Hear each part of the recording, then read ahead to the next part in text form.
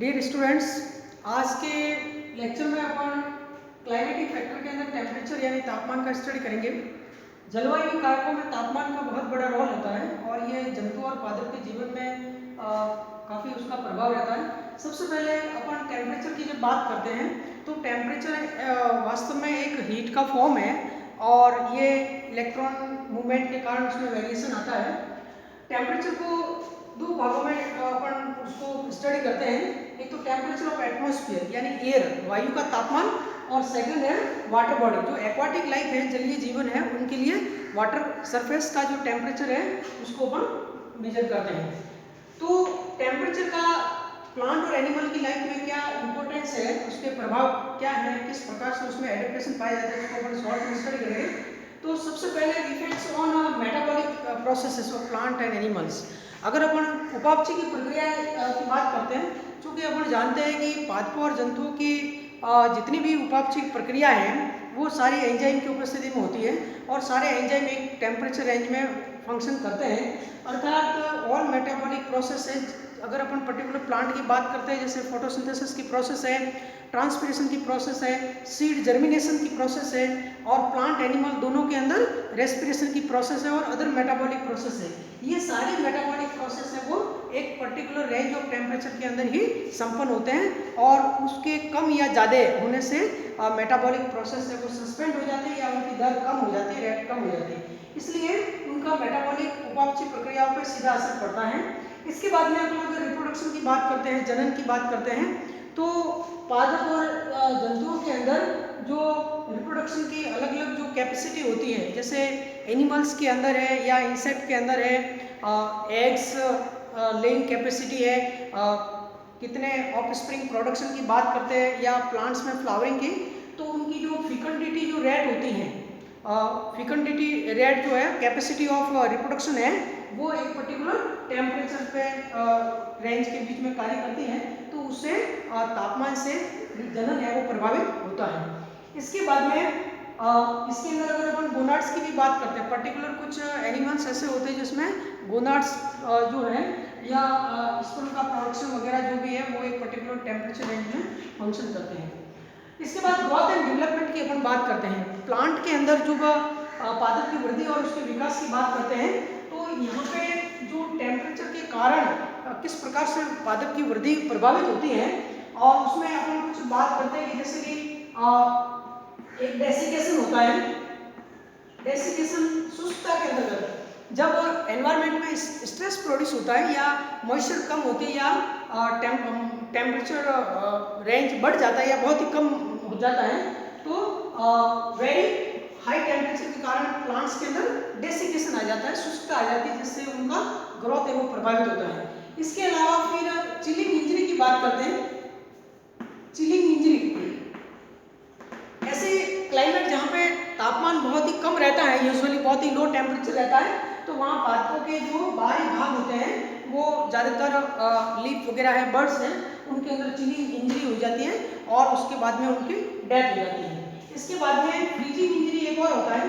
Freezing injury के अंदर जो टिश्यूज होते हैं, उन टिश्यूज के बीच में जो अंतरकोशिकीय अवकाश होते हैं, इंट्रासेलुलर जो स्पेसेस होते हैं, इंटरसेलुलर स्पेसेस, उनके बीच में वाटर जो है वो क्रिस्टल के फॉर्म में आ जाता है, जिसके लो टेम्परेचर के कारण, जिसके कारण टिश्यू का डेथ हो जाता है और ये फ्रीजिंग इंजरी कहलाती है। इसी प्रकार से आपके हीट इंजरी है। हीट इंजरी के अंदर कुछ पर्टिकुलर रीजन में वेरी हाई टेम्परेचर रहता है, तो very high extreme high temperature के कारण जो है वो हीट के कारण जो है वो, जैसे गर्म हवा चलती है डेजर्ट के एरिया में, तो उसके कारण भी प्लांट्स के जो यंग जो मेरिस्टेम वगैरह है, जो भी पार्ट्स हैं लीफ जो है, उसमें हीटिंग इंजरी के कारण वो जल जाते हैं और वो या प्लांट पूरा डेथ हो जाता है। तो ये ग्रोथ और डेवलपमेंट पे जो उनका इफेक्ट जो है वो देखने को मिलता है। इसके बाद में अपन कलरेशन की बात करते हैं। कलरेशन का फिनोमेना जो है वो एनिमल्स में ज़्यादातर देखने को मिलता है। जैसा कि अपन जानते हैं कि कुछ पर्टिकुलर कुछ एनिमल्स जो होते हैं उनके अंदर ये कलरेशन का फिनोमेना पाया जाता है, जहाँ पे ह्यूमिड और हॉट एनवायरनमेंट है। ह्यूमिड एंड हॉट यानी ह्यूमिडिटी ज़्यादा रहती है, टेम्परेचर वेरी हाई रहता है, ट्रॉपिकल जो एरिया है, तो ऐसे रीजन में पाए जाने वाले जो स्पेशल जो बर्ड्स हैं, मैमल्स हैं, उनके जो बॉडी का जो कलर है वो डार्क रहता है, डार्कर कलर के होते हैं, तो उसके ऊपर ये डायरेक्ट इफेक्ट जो है उसका रहता है।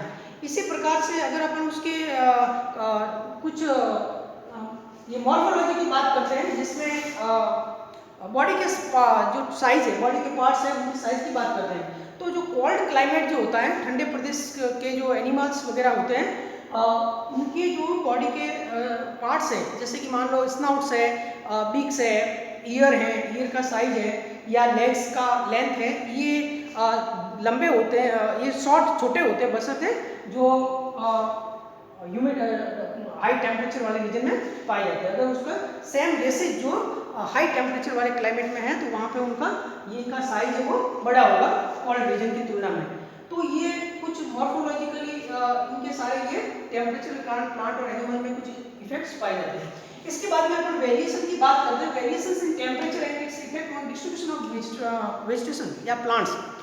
तापमान में भिन्नता के कारण किस प्रकार से पादपों में वेरिएशन आ रहा है, इसको अपन दो तरह से समझेंगे, एक लैटिट्यूडनल और एक एल्टीट्यूडनल जोनेशन के रूप में।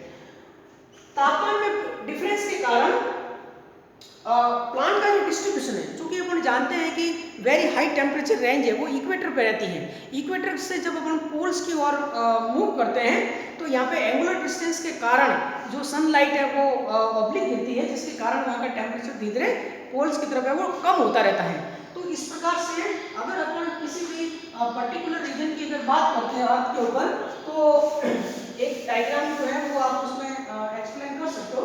सबसे पहले अपन लैटिट्यूडनल जोनेशन की बात करते हैं, तो जैसे कि ये आपके एक अर्थ का ये इक्वेटर है, ये इक्वेटर है और ये मान लो नॉर्थ पोल है, ये वाला रीजन है।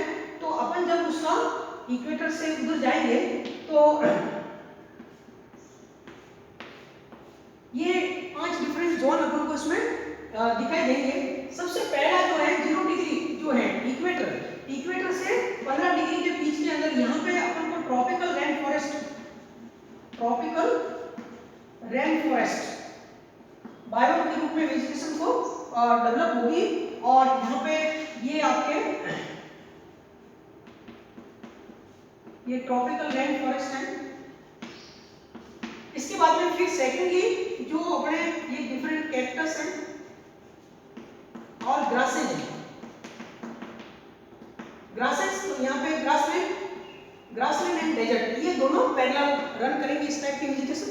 इसके बाद थर्ड जो है वो deciduous forest, deciduous forest type की वेजिटेशन डेवलप होगी, जहाँ पे टेम्परेट रीजन है और यहाँ डेसिडियस फॉरेस्ट के अंदर आपको इस टाइप से ये ट्री लाइन होगी। देन टेम्परेट फॉरेस्ट जहां पे कोनधारी वन, कॉनिफरस जो जिम्नोस्पर्म वगैरह जो है ये टेम्परेट रीजन के रूप में, जैसे अपन टेम्परेट जो रीजन है यानी टैगा टाइप की वेजिटेशन है वो डेवलप होगी। इसके बाद ये जो लाइन है उसको आप लिखोगे ट्री लाइन, ये ट्री लाइन है, इसका मतलब इक्वेटर से जब हम पोल्स की ओर जाते हैं तो यहाँ तक ट्री लाइन चलेगी और ट्री लाइन के आगे जो है यहाँ पे कुछ छोटी छोटी वेजिटेशन होती है, जैसे कुछ स्पेशल फैमिली के कुछ प्लांट्स है, ग्रासेज है या लाइकेंस है। तो ये अपन को ये टुंड्रा कहलाएगा, ये टुंड्रा या एल्पाइन, इसको अपन एल्पाइन वेजिटेशन कहते हैं, एल्पाइन। और उसके आगे जहाँ पे परमानेंट आइस होता है उसको अपन आइस स्नो कहते हैं या आइस कैप कहते हैं। तो ये देखिए इक्वेटर से पोल्स की तरफ किस प्रकार से टेम्परेचर वेरिएशन के कारण वेजिटेशन का जो डेवलपमेंट हो रहा है, डिस्ट्रीब्यूशन हो रहा है वेजिटेशन का, वो उससे अपन को पता लगता है।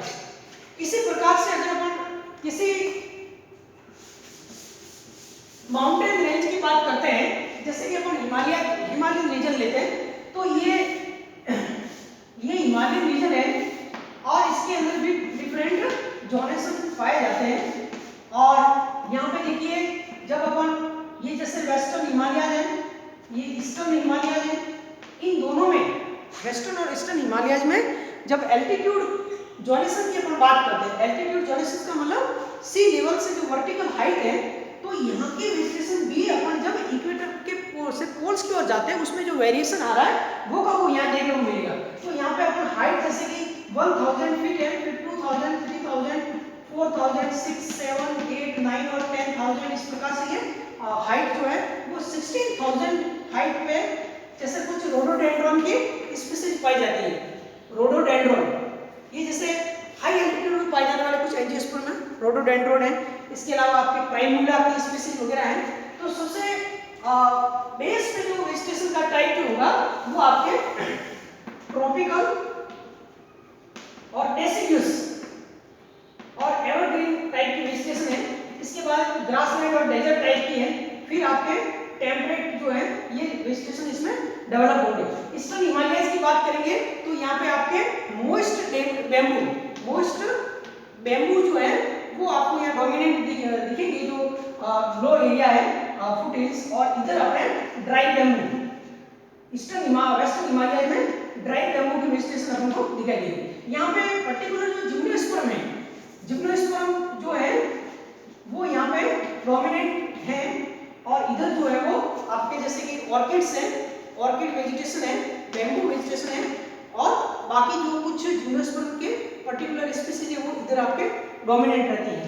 तो यहाँ पे हर एक स्पीसीज जैसे जैसे समुद्र तल से ऊंचाई पे एल्टीट्यूड जोनेशन बढ़ता जाएगा तो यहाँ पे भी डिफरेंट टाइप की ट्री लाइन है वो आपको दिखाई देगी।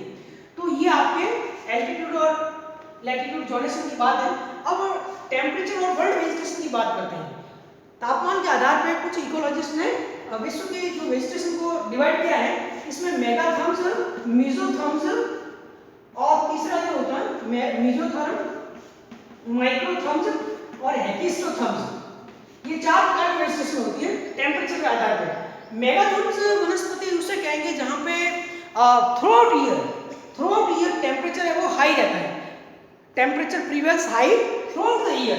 तो वहां पे ट्रॉपिकल रेन फॉरेस्ट टाइप की वेजिटेशन होती है, ट्रॉपिकल रेन फॉरेस्ट टाइप की वेजिटेशन होती है, उसे अपन कहते हैं मेगाथर्म्स वेजिटेशन।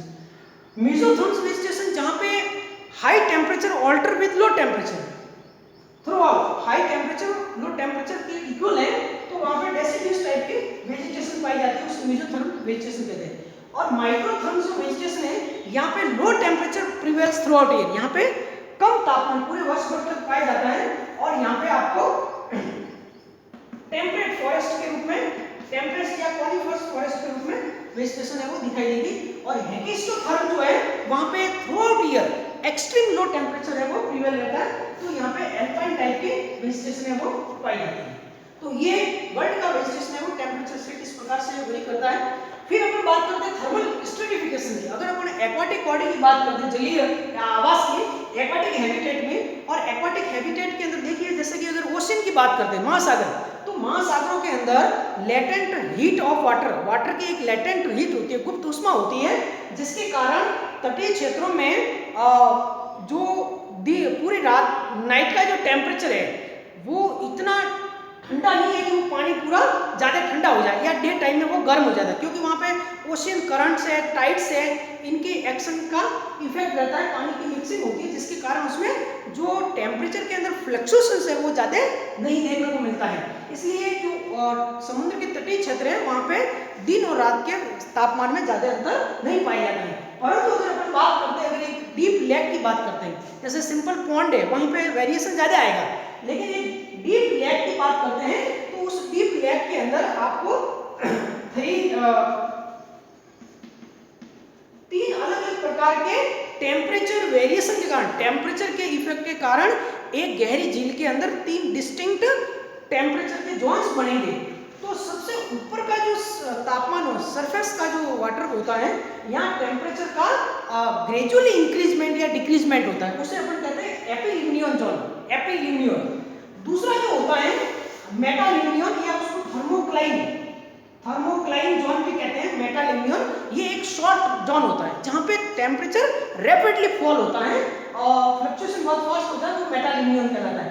और इसके बाद में सबसे जो बॉटम वाला जोन होता है, cold zone, cold bottom zone, जहाँ पे टेम्परेचर फ्लक्चुएशन बहुत कम पाया जाता है या उसका कोई प्रभाव नहीं रहता, तो पानी ज़्यादातर ठंडा रहता है, 5 डिग्री के आसपास तापमान है जैसा, तो उसे अपन हाइपोल्यूनियन जोन कहते हैं। तो ये आपके थर्मल स्ट्रेटिफिकेशन कहलाता है एक्वाटिक बॉडी का, जहाँ पे एक डीप लेक का उदाहरण लेके अपन देख सकते हैं। इसके बाद इफेक्ट ऑन एनिमल्स की बात करते हैं। जितने भी प्राणी हैं उनके अंदर तापमान के आधार पर उन प्राणियों के रक्त का जो तापमान है उनके आधार पर उसको दो भागों में डिवाइड करते हैं। ऐसे एनिमल्स जो जिनके ब्लड का तापमान या बॉडी का तापमान बाहरी वातावरणीय कारकों से प्रभावित नहीं होता है, ऐसे एनिमल्स होम्योथर्मिक एनिमल्स कहलाते हैं। उनको एंडोथर्मिक या वार्म ब्लडेड एनिमल्स भी कहते हैं। वार्म ब्लडेड, होम्योथर्मिक या एंडोथर्मिक। और इसके उदाहरण दो हैं, एक तो बर्ड्स हैं और दूसरे मैमल्स हैं। सेकंड जो है पोइकिलोथर्मिक, पोइकिलोथर्मिक को एक्टोथर्मिक भी कहते हैं या कोल्ड ब्लडेड एनिमल्स कहते हैं। और इनके बॉडी का टेम्परेचर, ब्लड का टेम्परेचर क्लाइमेटिक इफेक्ट के कारण वो चेंज होता रहता है और उसके अंदर आपके फिशेज आती हैं, रेप्टाइल्स आते हैं और एम्फीबियंस आते हैं। तो ये आपके इफेक्ट ऑन एनिमल्स के अंदर उनको होम्योथर्मिक, पोइकिलोथर्मिक एनिमल्स के।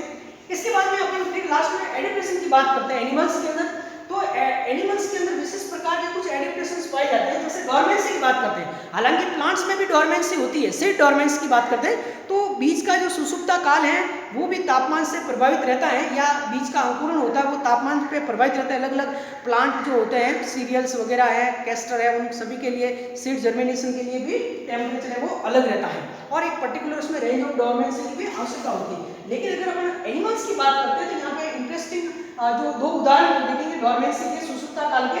एक कहलाता है हाइबरनेशन और दूसरा कहलाता है एस्टिवेशन।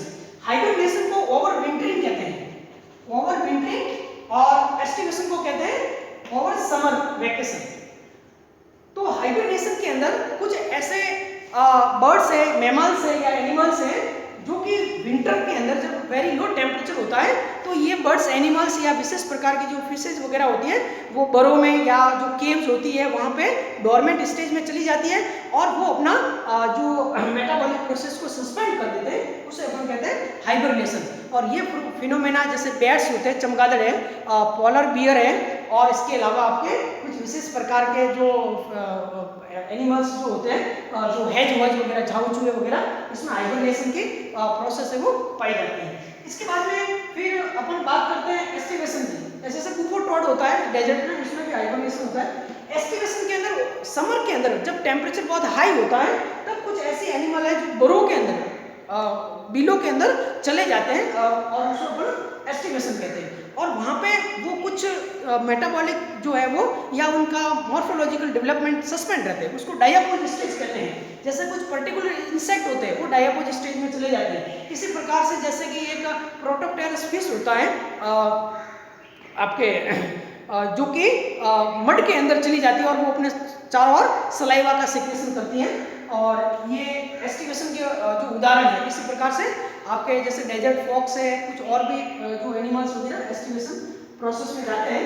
तो ये आपके हाइबरनेशन और एस्टिवेशन का फिनोमेना इसमें पाया जाता है। थर्मल माइग्रेशन की अगर अपन बात करते हैं, एक्वाटिक बॉडी में हाई टेम्परेचर और वेरी लो टेम्परेचर के कारण, जैसे पोलर रीजन पे वेरी लो टेम्परेचर रहता है, इक्वेटोरियल रीजन पे वेरी हाई टेम्परेचर रहता है। तो टेम्परेचर वेरिएशन के कारण, एक्सट्रीम लो और हाई के कारण कुछ फिशेज है, कुछ पर्टिकुलर जो एनिमल्स एक्वाटिक हैं वो थर्मल माइग्रेट करते हैं और अपने बॉडी को एडेप्ट करते हैं। इसके अलावा जो है फिनोटाइपिक कुछ चेंजेस देखने को मिलते हैं। कुछ एनिमल्स ऐसे होते हैं जिसमें तापमान के आधार पे उनकी जो मॉर्फोलॉजी है, मॉर्फोलॉजी का मतलब बॉडी के साइज है उनका, उसके अंदर कुछ फिनोटाइपिक चेंजेस देखने को मिलते हैं। और उसमें अपन दो एग्जाम्पल अगर लेते हैं, एक जैसे कि ड्रोसोफिला मेलानोगैस्टर होता है। ड्रोसोफिला मेलानोगैस्टर जो होता है इसके अंदर लेग्स जो है, लेग्स और आई का जो डेवलपमेंट होता है वो टेम्परेचर पे डिपेंड करता है।